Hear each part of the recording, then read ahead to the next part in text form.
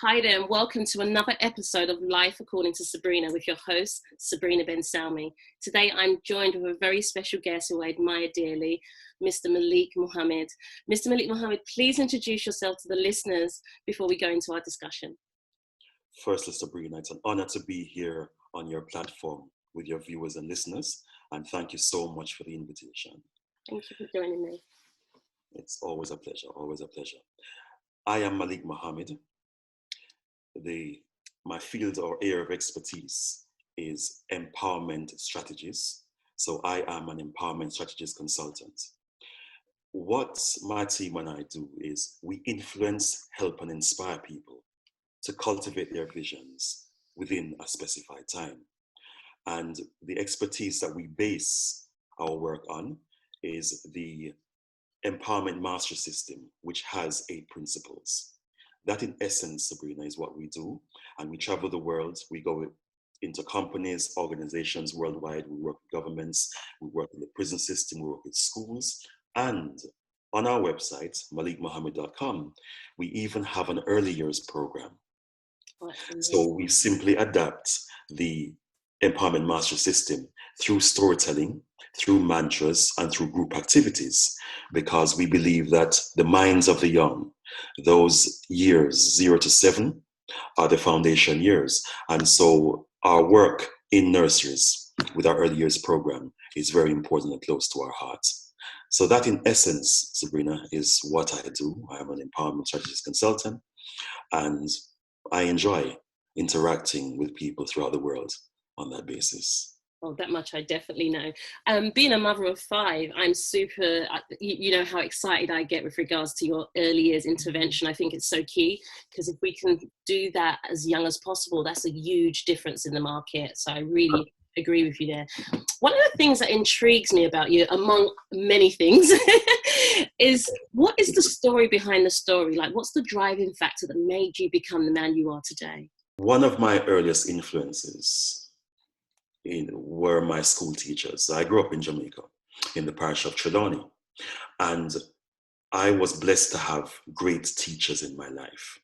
And so apart from the direct influence of family and friends, my teachers were the major inspiration, because they saw in me at that time, Sabrina, many of the qualities that I am representing now, they saw then. It took me a few years to truly appreciate the greatness inside. And so what I do now is a direct result of the belief of great teachers. One of my favorite teachers and inspirations to this day is Miss Marcia Hilton, who taught me the appreciation of language, of literature, of storytelling, of communication. And so my work now as an empowerment strategist consultant is predicated primarily upon her belief in me, what teachers saw in me, and my acceptance of the gift that I've been blessed with. That in essence is the story behind the story in terms of what I do. Beautiful, really beautiful, very touching to hear that. And I love the essence that you touch on, the importance of teachers, them becoming aware of the influence that they have many years on in the pupils that they come into contact with. So it's so exciting for you to go into early years, because you have those long-lasting effects. Absolutely amazing. Yeah, and it's also my way of giving back, because I know firsthand what the impacts of a teacher, what teachers can have as in terms of the impact your life. I know firsthand what that feels like.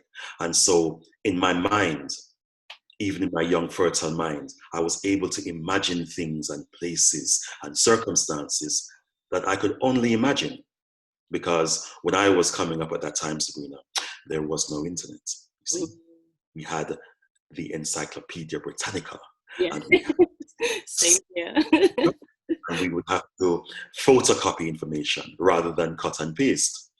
And so it was most exciting to be able to imagine these things in my mind then. So I know, as I mentioned, what it feels like for the younger years and the early years now, which is why it's important to give back and keep that connection. Fantastic. Thank you for sharing that. It's amazing. one of the things that I really, really believe in is that empowerment is really the difference that makes the difference in an individual's life, in a business owner's life, you know, no matter what walk of life you come from. I think it's so important. And listeners, I really want you to tap into this. Now, for the purpose of the listeners, Malik, what would you say, in your view, why is empowerment absolute paramount to someone's personal development and their growth?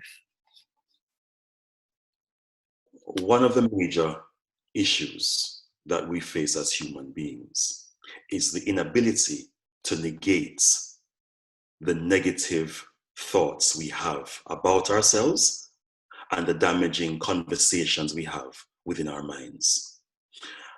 So what empowerment does is it gives us tools and methodologies to be able to decide what we want and then to take strategic, consistent steps to achieve it. So it is a twofold exercise. It has first to do with the way we think, the way we see the world. Then the second step are the actions we take to manifest whatever we want, because there are rules of success and there are rules of failure. If we keep doing certain things, if we keep having negative belief systems, if we fail to take action, then we will not be productive. There is a formula to failure. And so that is why I believe empowerment is so important, because irrespective of your start in life, irrespective of the challenges we face, irrespective of the privileges that we are exposed to, wherever you are in the world, you can do the best with what you have in front of you. And so looking at the resources we have now, whether limited or plentiful, we can use what we have to the best of our abilities. This is why, Sabrina, I believe that empowerment is so important. I love the way you put that together. And I'm so glad that you touched on the essence of there's a science for both aspects, because there's habitual actions that we practice every single day that actually gets us either towards or away from what we desire to achieve. And I'm glad that you pointed that out. And listeners, I really want you to tap into the essence of what Malik's saying with regards to, it doesn't matter where you are, because you may feel that I don't have the resources, I don't know who I need to know. Well, actually with empowerment and what Malik Muhammad and his team deliver, they can assist you to go on that pathway to where you desire to be, no matter where you're starting from. The other thing that's weighing on my mind is, what are some of the biggest life lessons that you can perhaps share with the listeners? I always think that these are really nice nuggets to share, because sometimes people take it for granted. They don't realize it's the little things or the big lessons that really cause that shift in our lives from time to time. Yes. Behind the appearance of glamour and the appearance of success, what I have found, and certainly what I've experienced, is that there is a narrative behind the narrative. The late nights, the going against your energies, the doing what you're supposed to do, whether you feel like doing it or not, the delayed flights, the challenging people. What I have learned over the years is that being true to yourself and trusting your gut are very important. In addition to that, Sabrina, I would suggest that being able to focus on keeping the main thing as the main thing. Personally, I became distracted for many years. And in mathematics, the quickest way between 2 points is a straight line. If you go 1 degree away from your path and keep going in that direction, before you know it, you're off the page, you're off the map, you're in a whole different continent by simply going 1 degree, of course. And so I became distracted and thought I could multitask, if you will, and get involved in this, that, and the other. And what I found was that I became a jack of many trades, but the master of none. And so, to your point, being true to yourself and avoiding distractions, those are the 2 lessons that I've learned so far. And what I do now is put rituals in place to ensure that I remind myself to keep focused and to love and appreciate the greatness that I have always been blessed with, and walking in that power. And what I see in myself is what I see in you, is what I see in all people who I come in contact with all over the world. The greatness that I know and the divinity within myself, I therefore bow to the divinity in you now on this podcast and with viewers and listeners as they hear our interaction. Because it's all about the energy. Oh, bless you. Thank you so much. Listeners, I really hope that you gained a lot from that as much as I do. Malik, because I know aspects of you, it would be amazing if you could share a little bit about our talk that we had before we went live with regards to some of the rituals that you actually take part in, like what time you get up, how you kind of order your life. I love that. Sure. I listen to podcasts. I learn from the persons with whom I come in contact. Everyone has a narrative, everyone has a story. And so I adapt and select aspects of people's lives that I try to adapt and apply within my own, because I never rest on my laurels. To that end, I listen to the Jocko Willink podcast. And Jocko Willink in particular, he rises at 4:45 a.m. daily. It has part to do with his military background.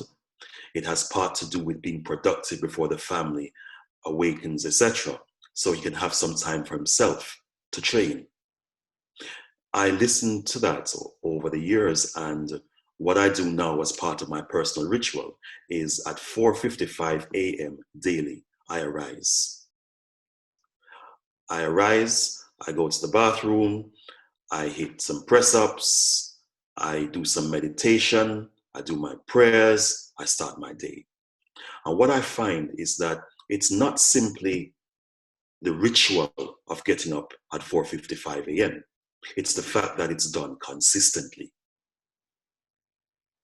which is one of the things that many of us tend to fall down on in this life. We start doing something, and then after a while, the passion wanes, bad habits set in. We start to justify, Sabrina, why we should not do certain things. And we can justify anything via deceptive intelligence. I should go for a walk, but my t-shirt is a little sweaty from last week, and I didn't put the wash on last night, therefore I'm unable to go for my walk today. If we keep creating and building up those excuses, after a week, we simply forgot anything about why we should be going for a walk. And so I find having these rituals, I also do fasting once a week. I'm a vegan for some 30 years now. And I believe in creating time for family and friends. Dare I say just family, because no man or woman are islands. We do not stand alone. And so I find that using myself as an example for certain rituals, I put myself under such pressure, if you will, because I want to change the way the neurons fire in my mind. And that way, on a cellular level, I'm able to correct my behavior and check myself before I wreck myself. And these are some of the rituals that I do on a daily basis. And I must add, Sabrina, that I'm not saying this simply based on this is what listeners and viewers ought to do. You asked me what I do. Exactly. And so I would therefore encourage listeners and viewers to find rituals that work for you in your time, in your way.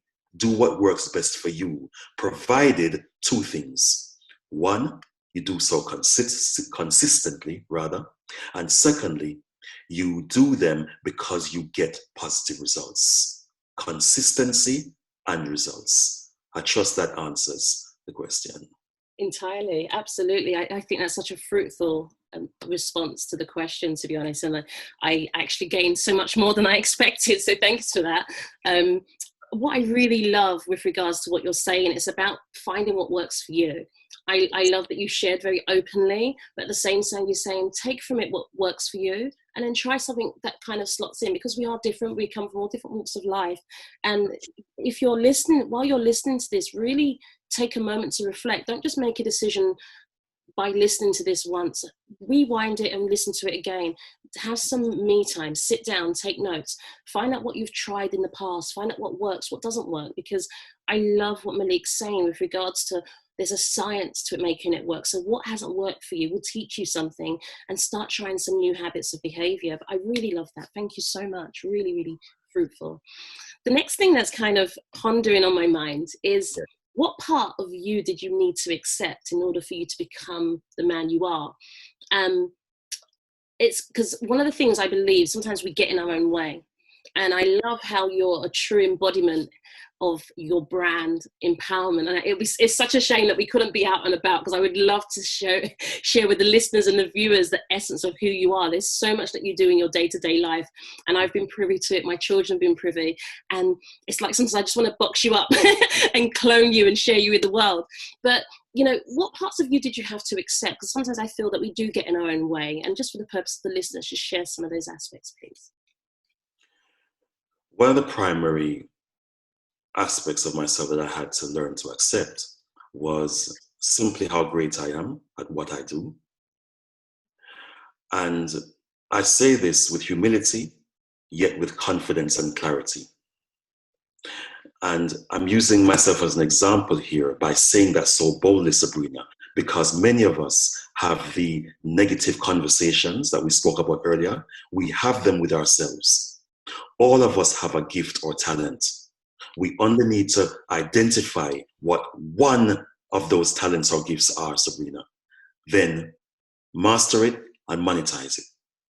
And so my ability to communicate effectively was one of the talents that I have always had from childhood.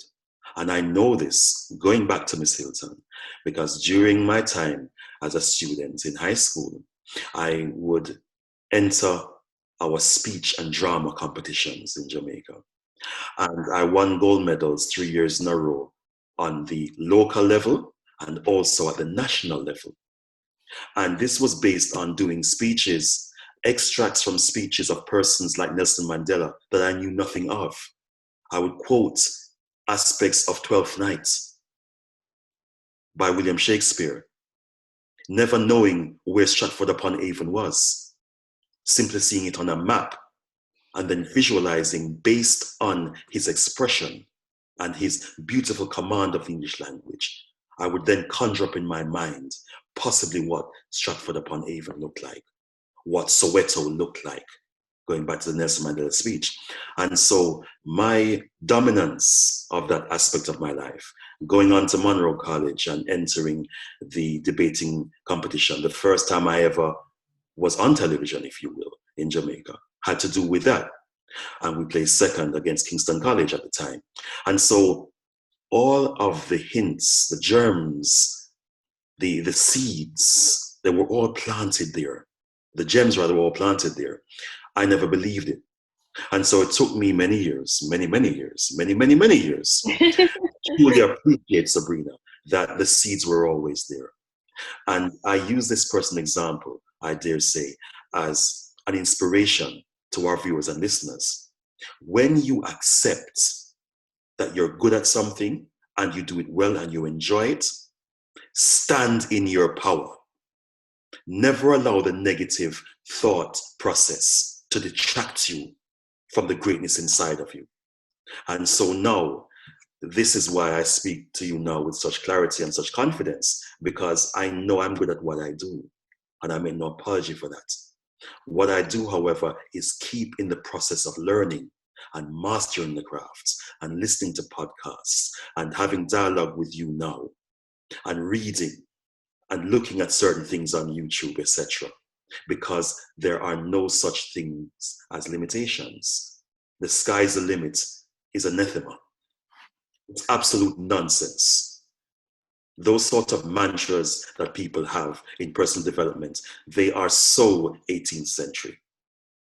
Now, going forward, we look at the quantum physics angle of empowerment. We look at the neuroscientific angle of empowerment, and we mold that with ancient wisdom and repackage it in the 21st century, which is why my team and I do what we do so well, because we remain humble We learn, yet we are confident in what we do, and we never apologize for how great we are. And as I say that about myself, I therefore say that with you, because steel sharpens steel, and with our listeners and viewers, they too will resonate with this, because as human beings, we generally want the same thing for ourselves, irrespective of class, creed, sexual orientation, geographical location, political affiliation. We, in essence, want the same things for ourselves and our families as human beings. Wow, I really love that response you gave. You did it with such humility. And I really love that you were very punchy on the essence that I really wanted to get to the listeners with regards to learning how to be unapologetically you. You see, if you're listening to this, you may have had an experience, or someone that you know may have had this experience where we try to shrink who we are in order to fit in. We try to not offend people around us. And I love the fact that you said, go boldly into the essence of what's always been there from childhood. And I really like that you pointed that out, because the chances are, listener, you've been doing what you're good at for such a long time.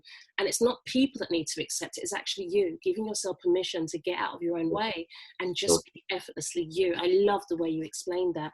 And when you do that, I feel that you can become a fuller essence of who you are, and then you can bless people more. And I think that's such a better way to live, rather than just being halfway here and halfway nowhere else. You know, we don't know where we've left the rest of us. And I think this is a condition that a lot of people in the world, in society, tend to live with so many veils, so many masks, so many hats, so many labels.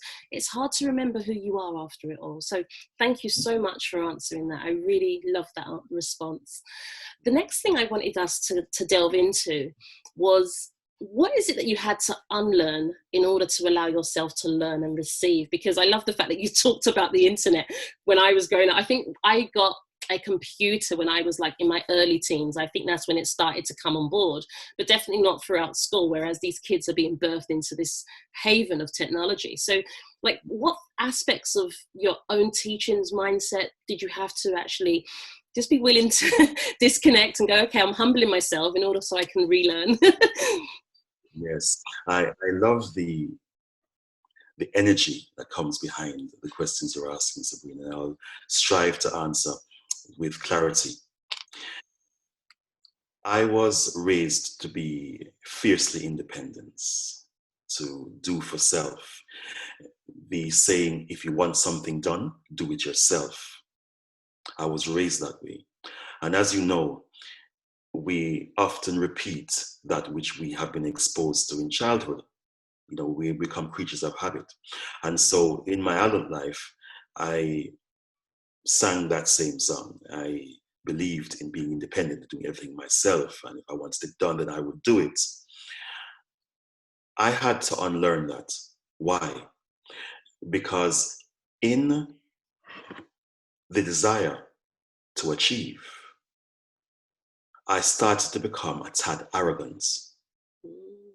And I forgot that I could not do everything on my own. It was actually disrespectful to the persons who have expertise, and in many ways were my superiors in certain fields. And so I had to do a complete turn in my mindset on that. And how I went about doing that, Sabrina, in essence, was accepting that I have a task to do, have a heart-to-heart with myself. Do you know what you're doing in that particular area? If the answer is no, you delegate.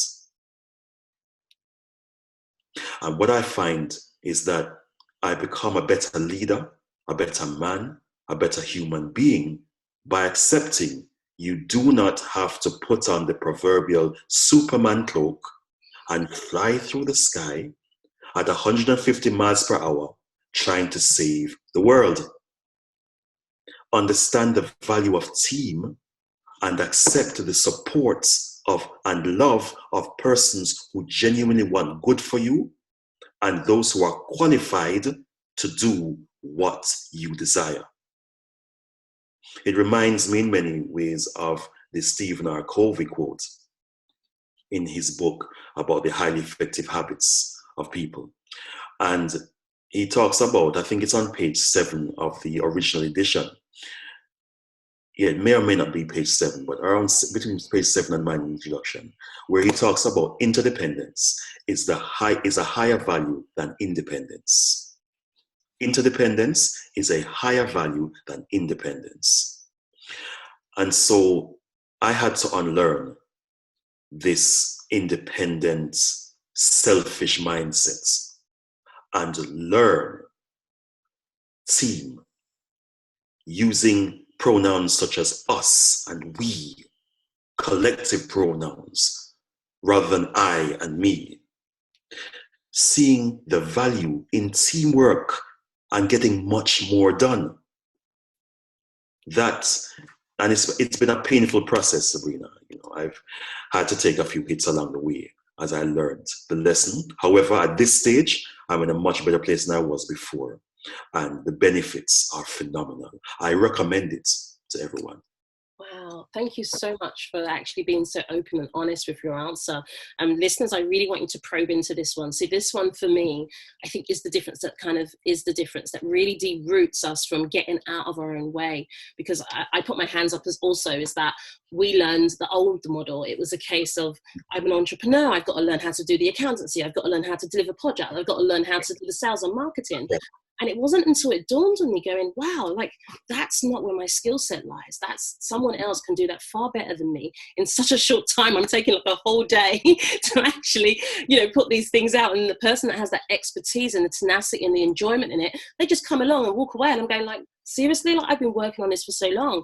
So for me, when I started to, exactly similar to you, started to embark on, it's about practices in implementing systemization, so we can actually leverage our time, leverage our expertise, so we actually spend more time doing the aspect that brings us more joy, that our skill set is where our talents are. So thank you for being so open about sharing that. I really appreciate that, really, really do. Unfortunately, coming to a close. I've really, so that I'm going to allow you to share some information with the listeners. So I want you to think about what key message would you like the listeners and viewers to take away as a result of listening to what you have to share? Listeners, viewers, I would encourage you, I would beseech you, I would humbly beg you to live authentically. Be you, with all of your strange habits, your quirks, your weird dress sense, your wild ideas, your powerful ambitions, your dreams, your goals, your aspirations. With all of these things, embrace who you are now. There's no one in the world like you. And the Creator made no mistakes. Why trying to live your life being a carbon copy of an original when the original stares at you every single day in that mirror? So wherever you are in the world, whatever you're doing, I would humbly beseech you to live authentically, live your life, and be proud of who you are. You are special, you are beautiful, there is none like you, never was, not now, never will be. So walk in that power and never apologize for who you are. That's absolutely beautiful. Thank you so much. Listen, I don't want to add any more around that. I want that to be the departing message. I think it's put so clearly, concisely, and I really thank you for taking the time to spend this essence of you on this platform. I wonder if you can share with the listeners and the viewers how they can reach out and connect with you so they can come along and develop that relationship with you going forward. Sure. And Sabrina, first, let me thank you for your time and the warm invitation. I have truly appreciated this moment in time that we're sharing in cyberspace. And to the viewers and listeners who are listening live, thank you for your time. You could be doing anything else, but you chose to spend it with us. And for those who will watch it tomorrow, next week, next year, in the years to come, thank you for investing in yourself by sharing your time. I am Malik Muhammad. My expertise is empowerment strategies consultants. And consultancy, rather. And the website is malikmuhammad.com. That's MALIKMUHAMM, A for Apple, D for Derek.com. LinkedIn, Malik Muhammad. Instagram, Malik Muhammad 8. Twitter, @Thought Exchange. If you caught none of that, simply visit our website, malikmuhammad.com, and all the links are there for our social media page, including a direct line. Wow. Thank you so much. Spending this time with you has been absolutely amazing. I've learned so much from your exchange, and I wish you continued health, wealth, and happiness on your journey. Thank you so much, Malik. Blessings. Thank you. Give thanks. Bye.